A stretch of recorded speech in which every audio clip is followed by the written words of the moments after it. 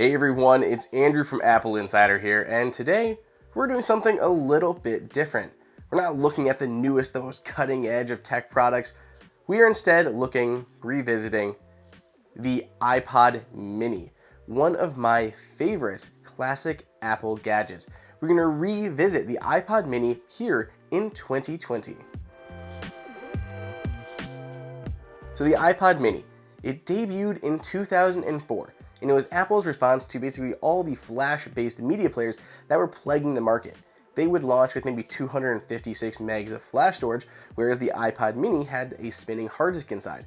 But it offered 4 gigs of storage inside of there. So for a $50 premium over most of the other ones on the market, you could get massively more songs on the device. On the 4 gig version, you could get 1,000 songs, and you could get even more in the 6 gig version that debuted a year later. When the iPod mini debuted, it was the first iPod to launch with Apple's click wheel design. It came in 5 different colors, including green, blue, gold, pink, and silver. A year later, Apple launched the 2nd generation version, adding that 6 gig storage option and dropping that gold color option. So let's go ahead and talk about using the iPod mini in 2020. But before we do, I really want to take a second just to thank our sponsor for this video, Zag. Now, Zag has a bunch of brands under its umbrella, but the one we want to talk about today is Mophie, because I am always on the go, whether I'm just going out tonight for the bars or I'm going out to a trade show, something, I'm always needing battery. I need battery on all my devices. I need it on my Mac, I need it on my iPad, I need my iPhone. Everything just always needs to be charged in my case because I'm always moving around.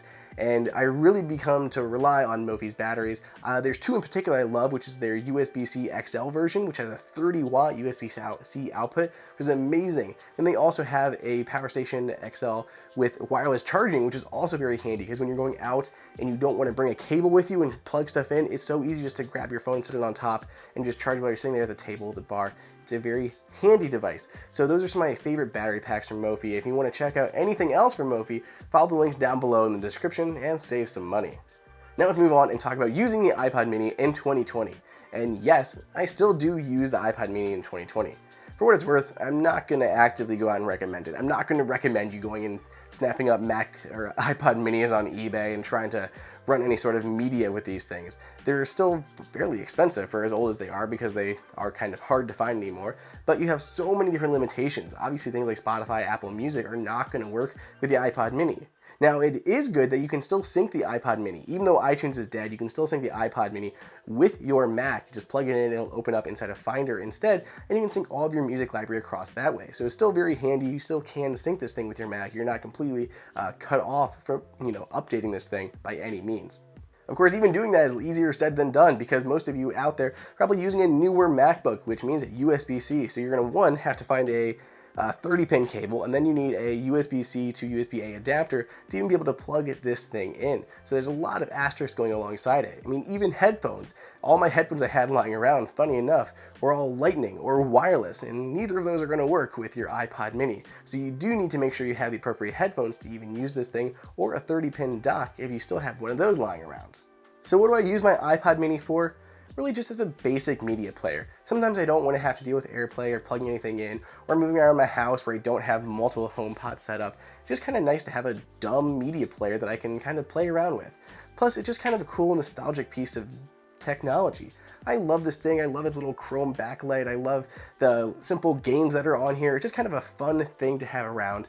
I love we still have these clips to it. I loved all the accessories that launched with it. The iPod socks were kind of totally my jam. They launched with a bunch of other iPods. But going back, everything that got me started in Apple was the iPod mini. I still use it to this day.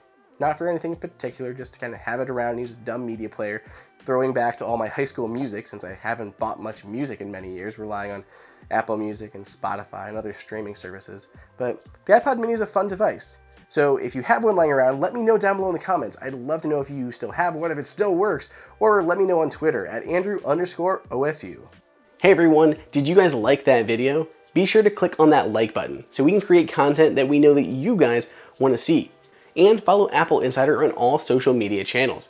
If you want the best prices on any Apple gear, check out the AppleInsider price guide that is updated daily. And until next time, we'll see you later.